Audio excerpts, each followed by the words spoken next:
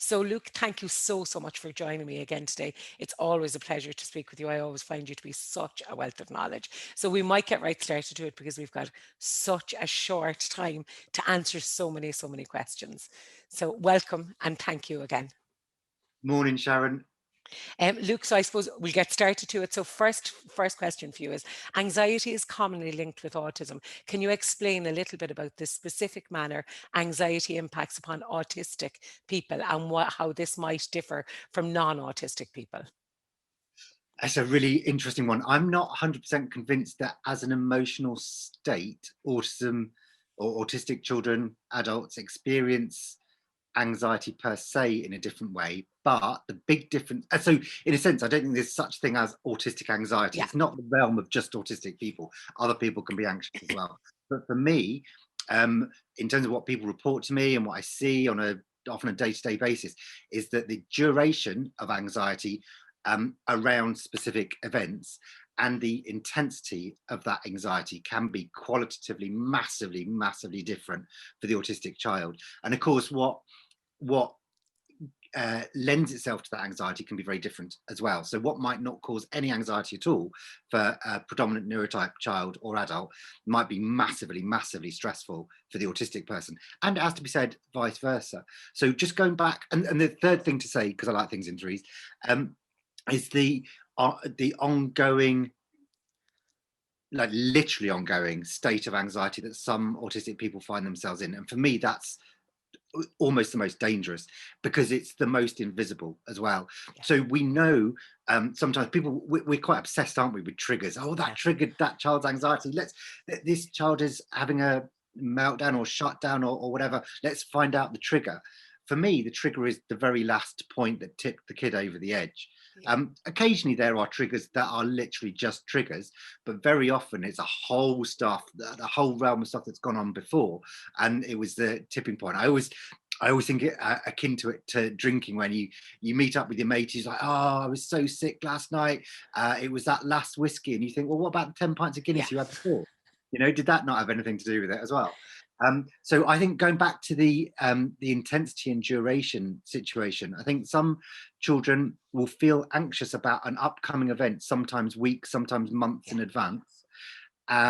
There'll be an intensity in terms of that anxiety peaking during that event, and that event can be something as an innocuous as a child's party or something along those lines. And then what I sometimes refer to, which the lovely autistic led saying, the social hangover or the anxiety hangover, where the child then continues feeling anxious, sometimes for weeks, sometimes longer afterwards, ruminating on everything. It's like, where did I go wrong? What could I have done right? All of those sorts of things. Just quickly going back to the low level, there's more and more stuff in fact years at a time. And I think that anxiety stems from just living in a PNT world without adjustments being made. So going back to, I keep banging on and on about it, poor you and your poor listeners, but autism plus environment equals Yeah. outcome. So if the environment isn't right, very often that outcome leads to anxiety. So unless we're getting the environment right, we are potentially subjecting our children to lifelong complex mental health problems, and that's what really concerns me. Yeah, absolutely. I suppose I always come back to that kind of Maslow's hierarchy of need and looking at those physiological foundations and then moving on to safety. And if somebody doesn't feel safe in their environment, ultimately, they're not going to be able to realize their potential, I suppose. Do you know? Absolutely. So I always come back to the golden equation when I teach. No matter what I do, the golden equation is part of all classes and stuff because it's so important that people realize. But I do think too that that it's that pervasive level of anxiety that sometimes people fail to note, I suppose, or to acknowledge as the foundation for any trigger to follow. You're so right, Sharon. And I think one of the problems is um, autistic people themselves don't necessarily know. So if you Yeah, live in a constant state of anxiety, how do you know that it's any different for anybody else? yeah, Um, and so how do you know whether you should be doing anything about it? And it's tragic when you talk to an autistic person and they finally talk about feeling like that all the time, and then you sort of go, well, surely there's something we can do about this. And they said, is there really? I just assumed everybody was like that. Yeah. It's like, no, it isn't. Most Yeah. people are not in this constant state of anxiety. And I think that's where parents, professionals, everybody really needs to be extraordinarily proactive to seek out and to identify whether or not the child or the adult is actually in an anxious state. Yeah. Because, as I say, the child themselves might not necessarily know it in that overt manner. Yeah, absolutely, absolutely. Luke, can I ask you, I suppose in the current climate, by far the biggest shift that we've experienced since we've last spoken is this blooming pandemic, this awful COVID pandemic. I suppose, how has this dynamic impacted upon autistic individuals, specifically around their anxiety levels? What kind of things do we need to be aware of as people supporting? Oh, it's one of those sort of heads and tails one almost, Yeah, Sharon. Some kids and adults are just having the most horrific time. The uncertainty, the mixed messages, the sanitizer, for example, yeah, the social distancing. If you've got somebody who's particularly tactile and they can't be doing with the social distancing, and not necessarily understanding why the rules have changed all of a sudden and they keep changing next week and the week yeah, after. And am I going to school? Am I not going to school? My internet is unstable, so I'm really struggling to work online. All of those sorts of things are so autism unfriendly, yeah, absolutely horrific. And then, of course, you've got your adults who might be extraordinarily isolated, that just habituate the loneliness and maybe depression and what have you. So that's one side of it. And then the other side of it is this absolute glorious, I can yeah, chill at home and wear a onesie all day and I yeah, don't have to talk to people that I don't want to talk to. And this is the best thing that's ever happened to me, quite aside from the awfulness of the pandemic itself. But I've had plenty of stories from autistic people of all ages saying, hey, I really like this. This is right up my street. So I do think that people do tend to sort of fall into one category or the other. And what I'm really aware of is actually for those kids, and I've had parents say this to me, it's like, we've got a new kid, you know, yeah, since lockdown, since the child is not at school, we didn't realize what our kid was like when she wasn't anxious. And all of a sudden she's chatty and, you know, she's literally a different child. And I'm thinking, oh, okay, well, what lesson do we really, really need to learn about this child then?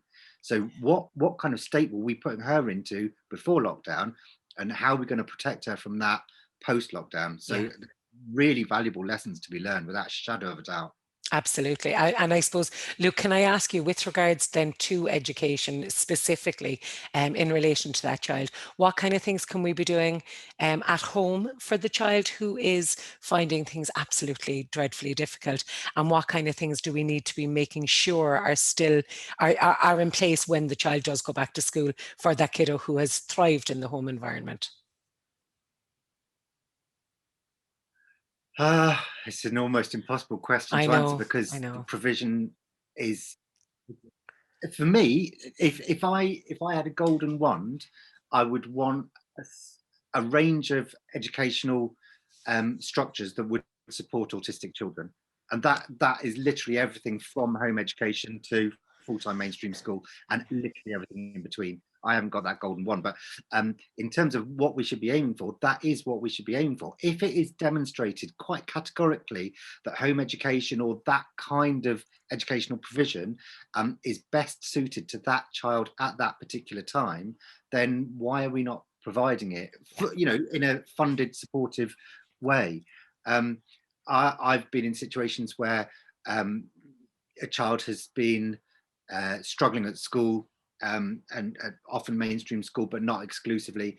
The child is been home educated, and literally sometimes within hours, if not days, the change in that child is just extraordinary to behold. And I've yeah, seen it with my own eyes, and it is amazing. And then you think, okay, well, um, how come we're not being supported, and how come parents aren't being supported to provide this as an option when clearly it's by far the best thing for that child? Now, I'm not saying all autistic children should be home educated, that would be absolutely nonsensical, but as an option for those children for whom it is crystal clear that it's the best option for that child at that time. And very often what you find, or what I've found anyway, through experiences, when that child has that hiatus and they have that opportunity maybe to catch up on some areas of development that they might have been struggling with as a direct result of that anxiety of being in that school where they were really struggling, all of a sudden they can go back into education a year down the line or 2 years down the line and absolutely thrive. So it's not black and white, oh, it's one or the other. I think that it's that range of provision we've got to be striving for. And it doesn't have to be expensive. You know, if you look at how much, say, for example, a specialist school placement costs, why isn't some of that funding, if a child is being home educated, can't go towards that, as long as there are proper structures around appropriate provision and all of those sorts of things. So I'm thinking we're talking about some years down, you know, in the future, but I think it's something to be aiming for definite. Absolutely, absolutely. I think you're absolutely right. But I suppose for now, we've got small people who are going to have to transition back into school in the coming weeks. We're going to have small people who aren't going to be able to because of anxiety and because of just reaching that point of burnout and exhaustion. But there are going to be kiddos who have to start back. And I suppose, how can we support these little kiddos from transitioning, like with transitioning back into the school environment? How can we as parents and how can educators both collaboratively work to make it as successful a transition as is possible? For me, I think one of the key concepts is, if you buy into the idea that there's a direct correlation between increased levels of arousal, and in this case we're talking about anxiety, and the ability to learn, or negative correlation. So if you accept, and this is something that I believe, rightly or wrongly, but I believe that the higher the arousal state, the more anxious the child is, the less able they are to learn. Literally, the brain is not able to learn compared to when you're in a nice, calm state. Now, if we accept that teaching is all about the ability of the child to learn, then surely part and parcel of that teaching process is to decrease anxiety. Because if we jump straight in and start teaching and a child is highly anxious, you might be the best teacher in the world, but it's not going to be effective.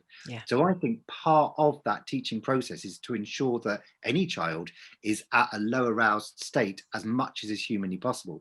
So we need to look at all of those things that are causing anxiety, be it transition back into school, whatever suits that particular child. Is it going to be, so some children, this might sound a bit controversial because obviously some people really like that gradual approach to change for some autistic children, which works really well. Some children, that's too stressful. That's just like 100 changes when you could just do one big change and I can just crack on with life. So that transition back into school is going to be super, super important on an individual basis. So how do we engage with the child and make sure that they feel safe? It goes back to exactly what you was saying, Sharon, about feeling safe. How I as a child feel safe going back into an environment that might be super scary.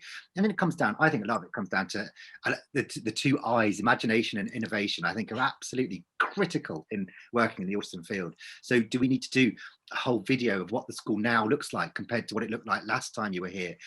Do we need a video of what teacher looks like in PPE, or what you might look like coming into school, and you know, what the routine is going to be like? I think I'm a big fan of routine. You know, we know that autistic people like routines, so why not give them routines at school? So here the whole school, we've got a line up hand sanitizer routine, and everybody does it on the hour, every time we transition from. So buy into that very autism friendly way of being, as opposed to shying away from it. I think, you know, you can utilize the autistic way of being to reduce autistic anxiety in and of itself, I think. 100%, you're absolutely right.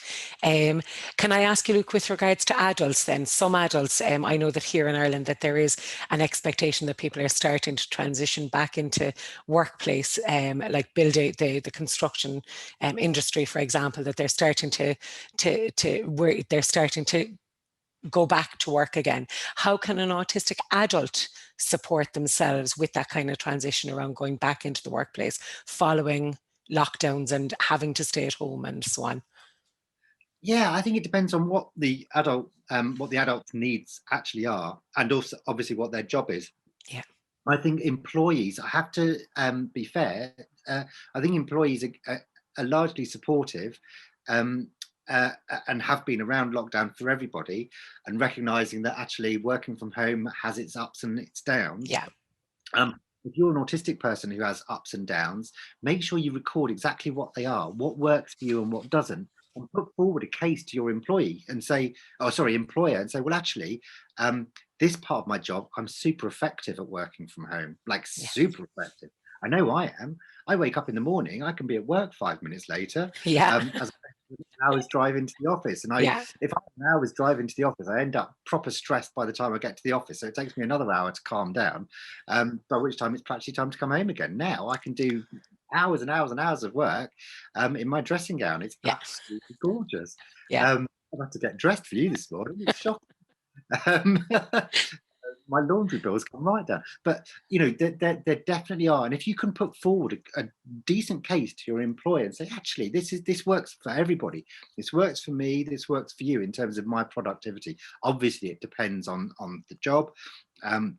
But it also, in terms of just financial efficacy, things like travel. If we don't have to travel to a meeting, if we can have a meeting via Zoom, is that not maybe better for everybody? It's a lot Yeah. quicker, it's more environmentally friendly, it's potentially a lot stressful. And I've often found, and this is just my own experience, I've not done any research in this whatsoever, but meetings tend to be considerably shorter. People do Absolutely. actually just get to the point, because I don't think people particularly enjoy it, which then makes me think, is that just not a lot more effective and efficient? And maybe that's just coming from me because I don't really like all the social chit chat before the meeting and after. So maybe that's a need that other people have that actually I don't miss it at all. Yeah. Okay. Okay. Fair. I suppose it's fair. It is. People do. I know that here that like I walk 20 feet into my office and I'm teaching people in Dublin and I'm working with kiddos in the north of Ireland and so on and so forth. Kiddos that I wouldn't have had the opportunity to support previously. So I suppose that's the other positive to working online, is that people do have the opportunity to work with people that perhaps they wouldn't have had the opportunity to work with before. Do you know? That's true. That, you're absolutely right. It just reminds me that what you were saying there about working online, it does bring its own stresses if you're the one that's delivering the teaching. So I've been teaching Yeah. and my internet is rubbish because I live in the middle of nowhere. Yeah. The amount of stress that causes, there's a whole cohort of people. Or speaking at conferences, that's even worse. So there are ways around that though. So what I've been doing is I've been pre-recording sessions, Yeah. Absolutely. so that somebody can stream them. So if my internet fails, at least I'm still talking. I was in a really weird situation the other day, where somebody said, "Oh, I'm really enjoying your conference presentation." I'm thinking, "What? I'm at a conference. I've completely forgotten. I Yeah. didn't need to be there. I'd done the pre already." Yeah. That was so heavenly. That was like the biggest decrease in anxiety ever. You don't have to go Yeah. and stand up in front of hundreds of people. You can just chat to your cat via the laptop, and all of this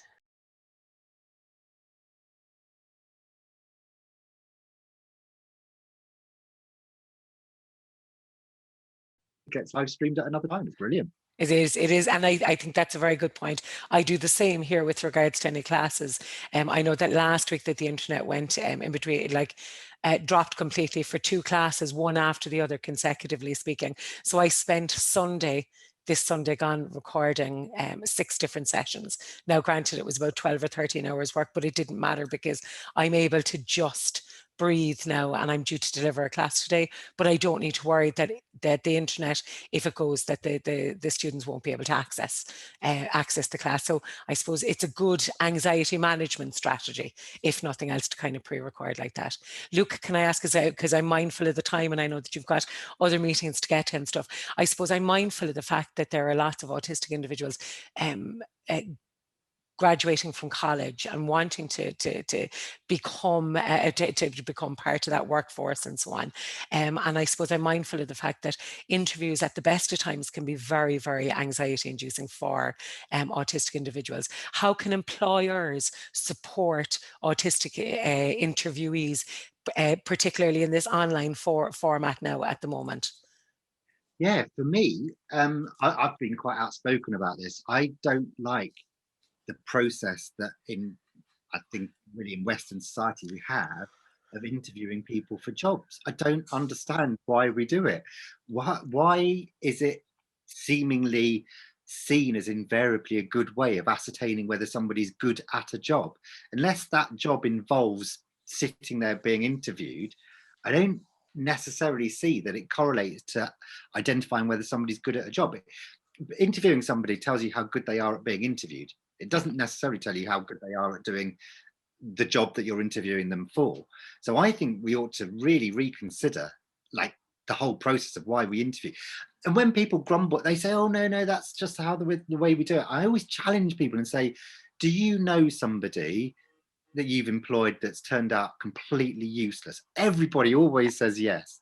And you say, well, therefore the system is flawed. It must be. Otherwise you wouldn't have employed that person through the interview process. I think we ought to be working towards potential employees' strengths and offering it to them. So look, we're quite happy to interview you if that's the best way of you representing yourself. But actually, if you're better representative of yourself, why don't you send us, and you stipulate it, a 15-minute presentation about yourself that you've uploaded onto a private YouTube channel based on the questions that we've got during interview. It takes exactly the same amount of time. It's no additional work for the employer. They can watch the video footage in their own time when it suits them. It's just as equitable, I think, and it just opens up an additional opportunity for somebody for whom interviews might actually put them at a substantial disadvantage.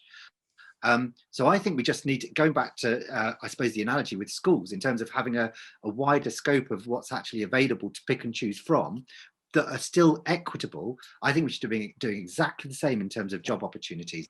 And I think, again, it's a win-win situation. It decreases the anxiety and potential discrimination for the autistic person, and opens up avenues for the employer to pick and choose from a wider audience. So I genuinely think, that there's, going back to imagination and innovation, why aren't we coming out with more innovative ways of identifying who might be good for the job? And the other thing is, years and years ago, I was lucky enough to run like a work group on autistic employment at the government, and all of the autistic people just said, let us do the job. Yeah. Just let us do the job and see how good we are. For 5 minutes or a day or an hour, or however long is compatible with your schedule. And I'm perfectly happy to accept, if I'm not very good at it, don't employ me. But if I am good at it, give me the job. I thought it was quite sensible. Absolutely. I suppose we've got one young person here who's going for his first ever big job interview this week. And I've no doubt that he would be absolutely amazing. All work placements and so on right throughout college have stated very clearly that he will be absolutely exceptional at this. He's just qualified as an SLT, a speech and language therapist. And he has that. He has the autistic understanding because he's autistic. He has dealt with OT for many years because of co-occurring dyspraxia and so on. So he's got that kind of innate experiential piece as well. And it just adds to his wonderful qualities and what he's going to bring to the table. But yet, I know that his anxiety is huge around this interview process, because even though he's very articulate, in moments of anxiety, he does find it hard to find the words that he needs to speak and to showcase his abilities, if that makes sense. So I suppose it does make sense that we should sort it out. We should be looking after these people and seeing them for their wonderful strengths, rather than trying to put them through the mill to see how much they can tolerate or endure almost.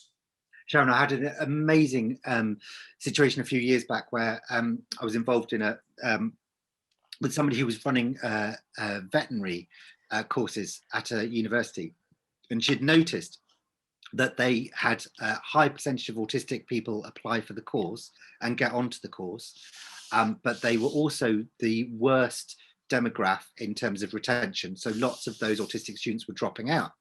And so she was involved in doing the interviews of why people were leaving. And one of the common threads was, well, we don't like the group work. And so she wanted to know what to do about it. And eventually they decided as a university to provide the option of not doing group work. Because I did point out that vets don't tend to work in teams. That's partly why some autistic people want to be a vet, so they can work with animals, but not with people necessarily in terms of that teamwork. And the results were astonishing. They just ended up with their retention rates going higher and higher and higher, and ending up with fully qualified autistic vets, Yeah. just by that very simple adjustment. So it can be done, and it can be massively effective when you get it right. Absolutely, absolutely. That group work is, I think, is one of the biggest problems that lots of our kiddos meet with every day, isn't it? Look, I'm very aware that I've got about 3 minutes left of your time. I'm going to try and squeeze two very short questions in, if that's okay. So one of them is around peer education. I'm aware of the fact that autistic young people struggle, and it's still really important that the kiddos around our children understand the space that our autistic children come from. So how can we ensure that that peer education continues whilst kiddos are online and not in school and so on? I had the intense privilege of a young lady who was in Y13, so in her last year at school, secondary school. She's going into her A levels, and one of her projects was writing like a mini book, like a novella, really, 31 pages, and she allowed me to read it. I read it yesterday, and it was all about her hiding the fact that she's autistic, because being autistic is always seen as, a bad thing, almost as an insult. And she came to the realization that actually it shouldn't be seen as an insult. It should be seen as just who you are. And she essentially wrote this book for her teachers and for her peers to say, look, you can't help me now because I'm leaving school, but I want everybody to read this for the generations to come. And it's absolutely incredible. Fantastic. And it just talks about the fact that I'm different doesn't make it bad, you know. And it's this level of acceptance and this level of breaking down the myths, I think, of autism. Autism is still seen as, I think, in many ways, as a tragedy, something that's negative, something that is inferior in some way, something is lesser. None of that is true in my mind, and I like to think I'm a big champion of pushing forward this reframing of autism as a different cognitive process, and that's about it. Yeah. And what's wrong with that? And actually, the more that difference is accepted and embraced and championed, the better. And it can be done. It absolutely can be done. It's being done in other fields. It's being done in mental health. It's being done in, there's a long way to go. Clearly, there's a long way to go in terms of equality, gender equality, age equality, race equality. There's still a long way to go, but we've come so far in the last 10, 15 years. And if it can be done in those areas, it can be done in the autism field as well. Yeah, absolutely. Actually, one book that comes to mind, there was a local person here, Faye Hayden is her name. She authored a book, United We Play, as a fundraiser for three little people who have muscular, is it Duchenne muscular dystrophy, I think is how you pronounce it. And it's about kind of raising funds to improve these three little people's quality of life, particularly in the pandemic. But actually, there's a huge amount of information around autism in that book. And it's definitely worth people checking it out. It's available freely online on Amazon and so on and so forth. I'm just thinking that that might be a good tool with which to encourage that kind of peer education and understanding of all different kind of neurotypes and different conditions and so on, look, I'm going to ask you, I've scribbled out about 4 of my questions, so I'll have to have another conversation with you at a later stage again, as always. So I'm going to tie you in now to that. But I suppose just to finish off this morning, can I ask you, look, what's the most significant piece of advice that you could give to any individual, be them an autistic person, a parent, an educator, or whatever the case may be, for helping support anxiety management in the current pandemic? Get to know yourself. Get to know your child. It's something that gets overlooked over and over and over again. And I know I've said this to you before, but that's how important it is. If you don't understand how your autism impacts on you, or how autism impacts on your child, you're not going to know what to do about it. It's as simple as that. Absolutely. And you just have to explore. Okay, what do I understand of autism? And self and child and sibling or parent or whatever it might be, what bits of this applies, what bits don't, how do they apply, how are they fluid, how are they static? And only then can you start making decisions about what to do, because otherwise the decisions you make are going to be based on false data. It's as Yeah. simple as that. It's complex in terms of actually going through that journey of discovery or whatever it might be, but it will literally be the most important thing within pandemic and going forward. And lastly, because we're over time as always, but anyway, what I would also say is we've got to keep the conversation going. If by some miracle the pandemic finished tomorrow or in 6 months' time, we can't forget about it. Because this period of time, this last year, could potentially impact on our autistic kids and adults for a long time to come. Yeah. So I think a lot of people might just go, oh, look, it's all back to normal, let's just move on. I don't think that will be the case for our autistic population. So we mustn't lose sight of the fact that they might need support for a lot longer, maybe, than other people as a direct result of the pandemic. Yeah, absolutely. Absolutely. Luke, thank you so much for chatting with me as always. It's an absolute pleasure.